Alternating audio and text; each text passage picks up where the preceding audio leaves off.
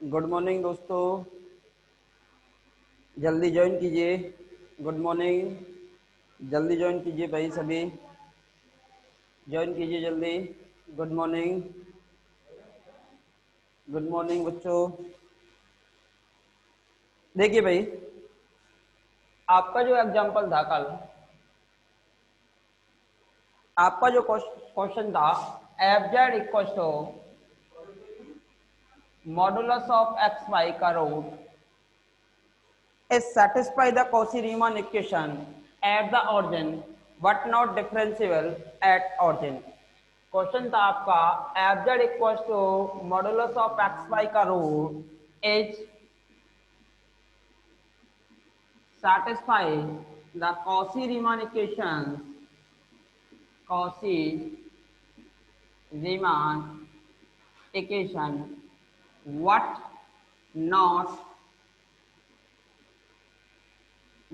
not analytic at origin। Origin पे Cauchy Riemann equation को satisfy करता है, बट आपका ऑरिजिन पे क्या नहीं है भाई, एनालिटिक। और ऑरिजिन पे अगर आपका फंक्शन एनालिटिक नहीं है तो डेफिनेटली क्या नहीं होगा, डिफरेंशिएबल नहीं होगा। एनालिटिक नहीं है तो डेफिनेटली ऑरिजिन पे आपका फंक्शन क्या नहीं होगा भाई, डिफरेंशिएबल नहीं होगा। ये क्वेश्चन हम आपको कल करा रहे थे भाई, ये वाला जो क्वेश्चन था आपका कल चल रहा था, इस क्वेश्चन को हमें सॉल्व कराना है आपको। ये वाला जो क्वेश्चन है आपका F Z equal to under root modulus of X Y is satisfy Cauchy Riemann equation but not analytic at origin. ये क्वेश्चन आपने कल किया था भाई, इसमें हम आपको कॉची रीमान इक्वेशन सेटिस्फाई कराया था हमने आपको। आप कल कॉची रीमान इक्वेशन को सेटिस्फाई कर चुके थे, कल आप कॉची रीमान इक्वेशन को सेटिस्फाई कर चुके थे। अब आपको डेरिवेटिव को चेक करना है। एनालिटिक के लिए आवश्यक है कि आपका फंक्शन क्या होना चाहिए, डिफरेंशिएबल होना चाहिए ऑरिजिन पे। तो ऑरिजिन पे हमें इसके डेरिवेटिव को चेक करना है, तो ऑरिजिन पे डेरिवेटिव को चेक कीजिए।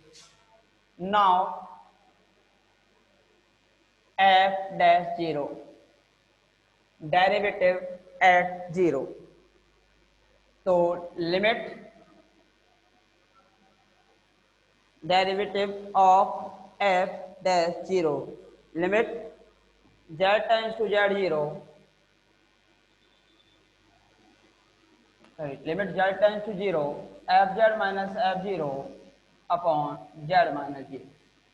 ये तो चेक करते हुए डेरिवेटिव के लिए value of F Z, limit z tends to 0 value of F Z modulus of X Y minus value of F zero, zero थी भाई आपके, value of Z x plus iota by, value of Z x plus iota by. फिर हमने आपको बताया है आप किसी भी पद का सिलेक्शन कीजिए, किसी भी पद के अकॉर्डिंग आप गमन कीजिए, डेरिवेटिव की जो लिमिट है वो आपकी कैसे निकलनी चाहिए, सेम। और रियल एनालिसिस के बुक में हमने आपको बताया था अगर आपका फंक्शन होमोजीनियस है तो पद का सिलेक्शन क्या करोगे आप, y equal to M X line. देखिए 1 और 1 2 डिग्री, 2 डिग्री का रूट आएगा 1 अपॉन में 1 और ये भी आपका 1। देखिए ऊपर 1 डिग्री की इक्वेशन, नीचे भी 1 डिग्री की इक्वेशन। तो कहने का मीन क्या हुआ, आपकी जो डिफरेंशियल इक्वेशन है वो आपकी कैसी है, लीनियर डिफरेंशियल इक्वेशन है, और होमोजेनियस डिफरेंशियल इक्वेशन है। होमोजेनियस इक्वेशन होने के कारण आप क्या मानोगे, first y equal to M X, let v tends to 0 along the path y equals to mx, then f dash 0 equals to y equals to mx, x में convert हो जाएगा, z tends to 0, तो in this case limit x tends to 0 y equals to mx, ये हो जाएगा आपका mx का mod minus 0 upon x iota mx। As a common X square root of X square X, X below common, X से X आपका cancel, limit X tends to 0,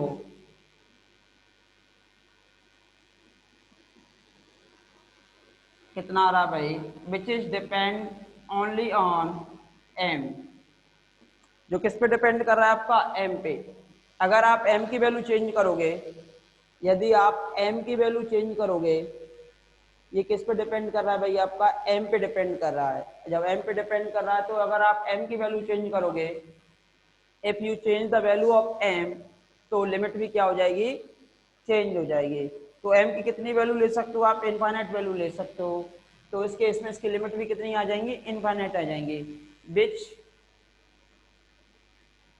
depend on the variable M, therefore limit of f dash 0 is not unique. This implies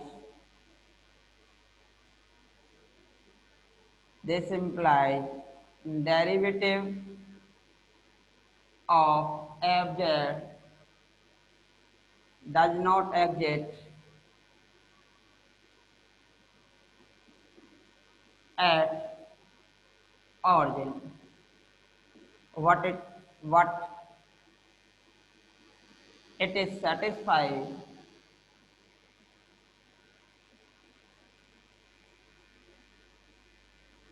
Cauchy Riemann equation at origin. ये आपका Cauchy Riemann equation को origin पे satisfy करता है, but आपका origin पे क्या नहीं है, डिफरेंशिएबल नहीं है। But it is not differentiable eight origin, but it is satisfy Cauchy Riemann equation. ये कल वाला एग्जाम्पल था, जो कल हमने आपको एग्जाम्पल कराया था। इस एग्जाम्पल में हमने आपको कॉची रीमान इक्वेशन को सेटिस्फाई करा के बता दिया था। आज हमने इसमें आपको डेरिवेटिव वाला कॉन्सेप्ट कराया है। तो डेरिवेटिव वाले कॉन्सेप्ट को आप करने के बाद आप देख सकते हो कि आपका फंक्शन कॉची रीमान इक्वेशन को सेटिस्फाई करता है, जबकि फंक्शन आपका क्या नहीं है, डिफरेंशिएबल नहीं है ऑरिजिन पे। कल हमने आपको नेसेसरी कंडीशन कराई थी भाई, नेसेसरी कंडीशन। कल हमने आपको नेसेसरी कंडीशन कराई थी फॉर एनालिटिक नेसेसरी कंडीशन, कि अगर आपका फंक्शन एफ जेड क्या है भाई, एनालिटिक है। अगर एफ जेड क्या है भाई, एनालिटिक है, F Z is analytic, this imply satisfy Cauchy Riemann equation, Cauchy equation. But if it is satisfy Cauchy Riemann equation, this does not imply fz is analytic. अगर आपका fz analytic है तो definitely Cauchy Riemann equation को satisfy करेगा। लेकिन अगर आपका function Cauchy Riemann equation को सेटिस्फाई कर रहा है तो इसकी कोई गारंटी नहीं कि आपका फंक्शन कैसा हो, एनालिटिक हो। तो इसके लिए हमें एक सफिशिएंट कंडीशन लिखनी होगी। ये तो हमारी थी नेसेसरी कंडीशन, अब हम लिखेंगे सफिशिएंट कंडीशन, और सफिशिएंट कंडीशन के आधार पर चेक करेंगे कि आपका फंक्शन एनालिटिक है या नहीं है। तो नेसेसरी कंडीशन तो ये होती है कि Cauchy Riemann इक्वेशन को सेटिस्फाई करना ही चाहिए एनालिटिक के लिए, बट फिर भी जरूरी नहीं कि आपका फंक्शन एनालिटिक हो। तो इसके लिए हम क्या लिखेंगे, sufficient condition for analytic function, sufficient condition for analytic function, sufficient condition for analytic function। अब हम करेंगे sufficient condition for analytic function. तो एनालिटिक फंक्शन, तो सफिशिएंट कंडीशन लिखोगे। एक नंबर में आपसे एग्जाम पेपर में पूछी जा सकती है, तो एक नंबर में आप कंडीशन लिखोगे, let F Z equals to U plus iota B where U and B is a function of x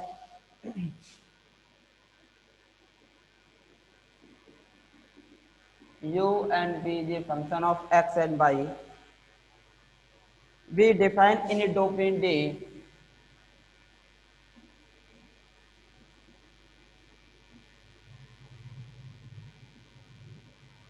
we define in a domain D, then fz is analytic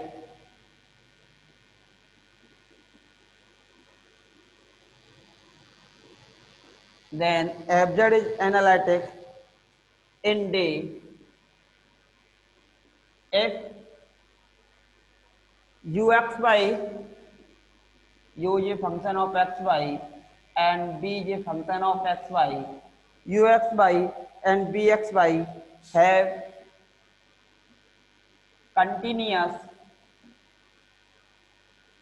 continuous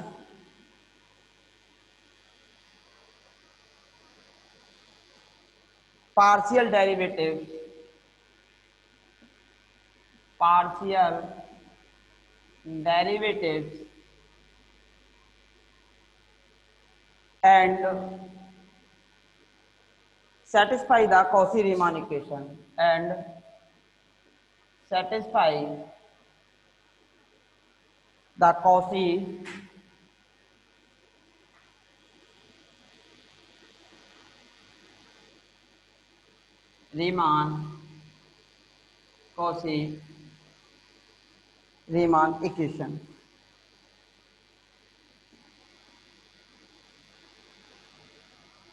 Cauchy-Riemann equation. Cauchy-Riemann equation कौन सी है भाई? del u over del x equals to del v upon del y and del u upon del y equals to minus का del v upon del x. At all points of the domain D of the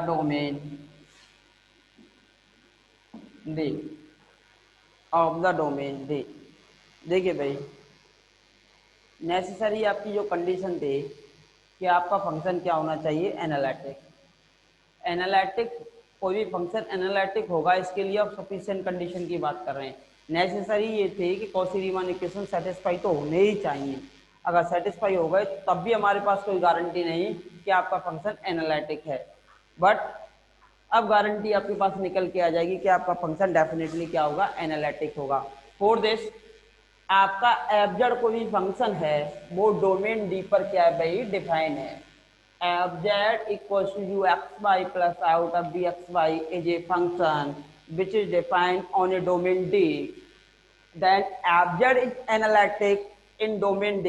Then fz is analytic in domain D.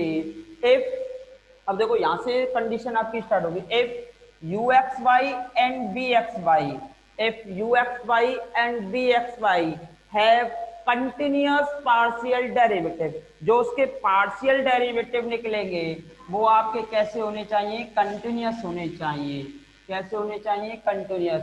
तो which है, तो del U over del X निकालोगे या del U over del Y निकालोगे या del V over del X निकालोगे या del V over del Y निकालोगे, वो सभी आपके पार्शियल डेरिवेटिव क्या निकल के आने चाहिए, continuous partial derivative. uxy and bxy have continuous partial derivative and satisfy the Cauchy-Riemann equation at all points. इसका भी मेन रोल है, at all points of the domain D. at all points of the domain D. यदि domain D के every point पर आपका function Cauchy-Riemann equation को satisfy करेगा and partial derivative क्या हो जाए, कंटिन्यूअस। मतलब जो आपने डेरिवेटिव निकाले पार्शियल वो भी आपके क्या होनी चाहिए, कंटिन्यूअस। मतलब जैसे ये निकाला आपने del U upon del X या del V upon del Y, या ये निकाला या ये निकाला, ये भी आपके जो निकलेंगे पार्शियल डेरिवेटिव ये भी आपके क्या होने चाहिए, कंटिन्यूअस होने चाहिए। तो पार्शियल डेरिवेटिव भी आपके क्या होने चाहिए भाई, कंटिन्यूअस होने चाहिए।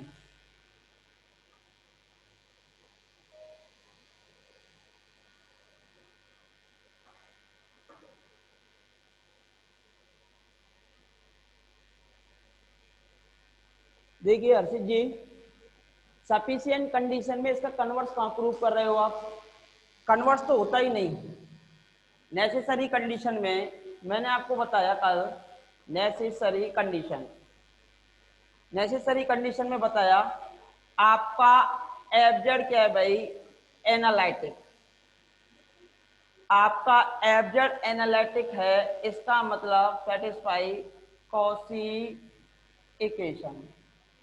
बट मैंने आपको बताया कन्वर्स जो होगा इसका, नेसेसरी कंडीशन का कन्वर्स क्या होगा? अगर ये कॉची रीमन इक्वेशन को सेटिस्फाई करता है तो क्या एनालिटिक है? अभी बताया था मैंने example, it is not necessary to, इसकी कोई कंडीशन नहीं है। तो नेसेसरी कंडीशन का जो कन्वर्स है वो ट्रू नहीं होता। नेसेसरी कंडीशन का जो कन्वर्स है वो ट्रू नहीं होता। तो ट्रू क्या होता है कि कॉची रीमन इक्वेशन सेटिस्फाई हो, बट साथ में इसके पार्शियल डेरिवेटिव भी क्या होने चाहिए? कंटिन्यूअस होने चाहिए। ये दूसरी थ्योरम हो जाती है। तो इसके पार्शियल डेरिवेटिव भी क्या होने चाहिए? कंटिन्यूअस होने चाहिए। हाँ जी, एनालिटिक है। एफ जेड इक्वल टू, तो देखिए साइन जेड जो होता है आपका एवरी पॉइंट पे एनालिटिक होता है। साइन जेड का आप डेरिवेटिव निकालोगे ना। हाँ जी रोहित जी, रोहित मल्होत्रा जी, आप सुन पा रहे हो? हम आपसे ये कह रहे हैं कि F Z equal to sine Z जो आपका फंक्शन है वो प्रत्येक पॉइंट पर डेरिवेटिव एग्जिट करता है, और प्रत्येक पॉइंट पर डेरिवेटिव एग्जिट करता है तो इस केस में क्या हो गया? एनालिटिक। और एनालिटिक भी कैसा? कॉम्प्लेक्स, पूरे कॉम्प्लेक्स प्लेन पर। पूरे कॉम्प्लेक्स प्लेन का मीन क्या हुआ? पूरे इंटायर फंक्शन पर, पूरे इंटायर फंक्शन पर। हाँ जी, देखिए जीवेश जी, आप ये कह रहे हो कि सर पार्शियल डेरिवेटिव कंटिन्यूअस ना हो तो भी एनालिटिक बनेगा क्या? अगर आपका पार्शियल डेरिवेटिव कंटिन्यूअस नहीं है तो डेफिनेटली वो आपका एनालिटिक फंक्शन नहीं होगा।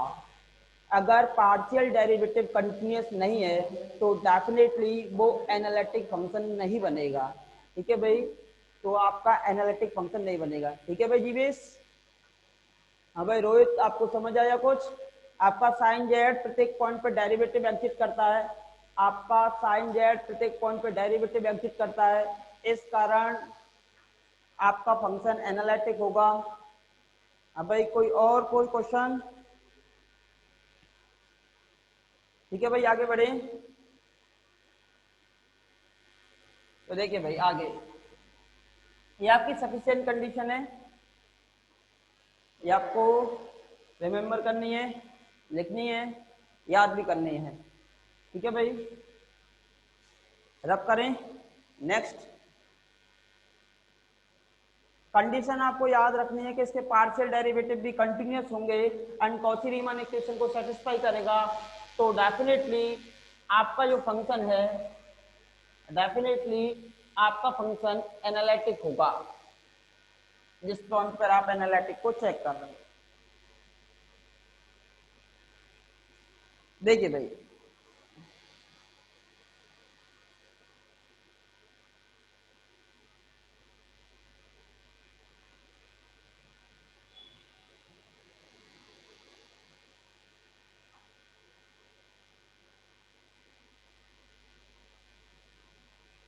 अब लिखोगे हार्मोनिक फंक्शन, हार्मोनिक फंक्शन।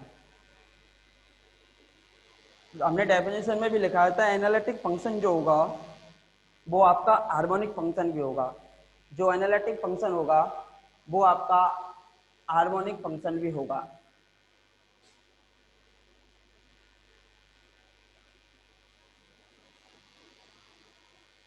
देखेंगे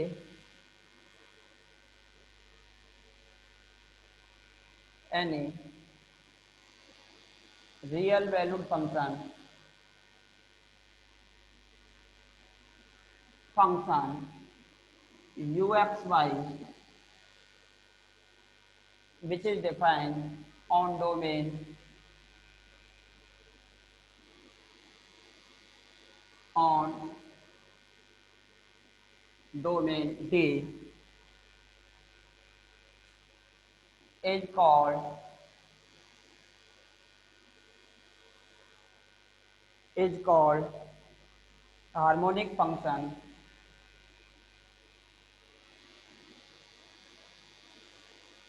is called harmonic function if if देखो प्रूफ तो है सफिशिएंट कंडीशन का, आप देखना पढ़ के समझ आ जाए तो ठीक, वैसे तो एग्जाम पेपर में नेसेसरी कंडीशन ही सबसे ज्यादा पूछी जाती है।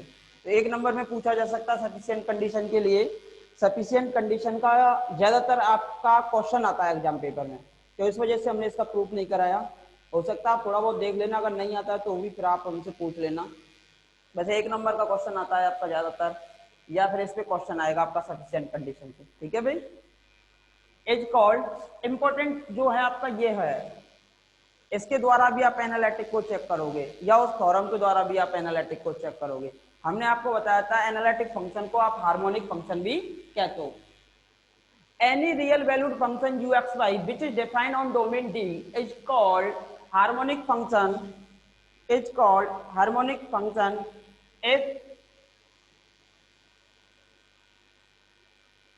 if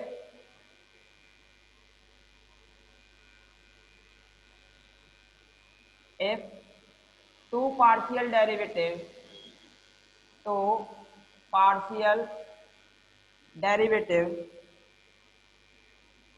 of u is two partial derivative of u is continuous and satisfy the Laplace equation, satisfy Laplace equation, satisfy the Laplace equation del square u over del x square del square u over del y square equals to 0 for every point on the domain, yeah, in the domain। आपका ये function है कोई भी भाई, कोई भी function आपका harmonic function कब होगा, जैसे आपका एफ जेड इक्वल टू होता है यो एक्स वाई प्लस का iota V X Y, U X Y plus का iota V X Y. U को भी आप हार्मोनिक चेक कर सकते हो, वी को भी आप हार्मोनिक चेक कर सकते हो, जो भी टर्म आपको गिवन है। अगर आपको u दे दिया जाए तो v बना सकते हो, और v बन जाए और u मिल जाए तो आप एफ जेड भी बना सकते हो। कैसे बनाएंगे वो हम आपको आगे बताएंगे। तो सबसे पहले आपको u गिवन है, आपको क्या गिवन है भाई, u गिवन है। सपोज दैट अब u को हार्मोनिक चेक करना है, तो उसने कहा है कि any real valued function which define on domain D, किस पे डिफाइन है भाई, डी पे डिफाइन है, is called harmonic function if its two partial derivative continuous.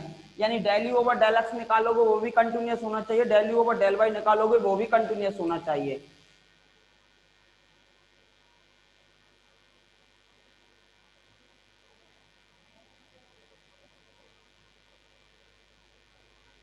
देखिए भाई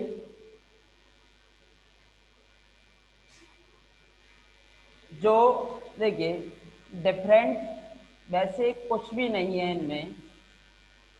आपने कहा क्या नाम है आपका, हर्षित जी, रोहित जी, आपने कहा कि sir analytic function harmonic function है, फिर हम दोनों को सेपरेट सेपरेट क्यों स्टडी कर रहे हैं और दोनों में डिफरेंस क्या है। तो देखिए भाई रोहित जी, डिफरेंट की बात कर रहे हैं हम यहाँ से।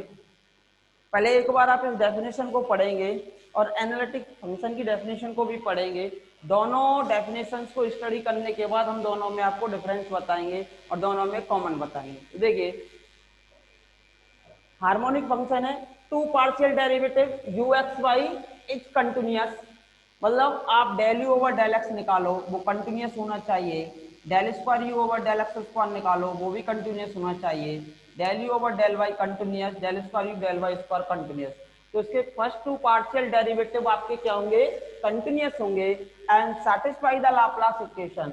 लाप्लास इक्वेशन को सेटिस्फाई करेंगे। तो लाप्लास इक्वेशन को सेटिस्फाई करेंगे तो कैसा फंक्शन होता है, हार्मोनिक फंक्शन। बट जो आपका हार्मोनिक फंक्शन है वो डेफिनेटली आपका कैसा फंक्शन होगा, एनालिटिक फंक्शन होगा। और जो एनालिटिक फंक्शन है वो हार्मोनिक की कंडीशन को भी सेटिस्फाई करेगा। तो हमारे पास एक हार्मोनिक की कंडीशन आ जाती है ये वाली लाप्लास इक्वेशन की। तो हार्मोनिक में एक कंडीशन आ जाती है आपकी निकल के लाप्लास इक्वेशन की, अगर कोई भी फंक्शन आपका लाप्लास इक्वेशन को सेटिस्फाई कर रहा है डेफिनेटली एनालिटिक फंक्शन होगा। अगर कोई भी फंक्शन आपका एनालिटिक है तो डेफिनेटली लाप्लास इक्वेशन को सेटिस्फाई करेगा। If any function satisfy the analytic condition, in this case, it is also satisfy the Laplace equation.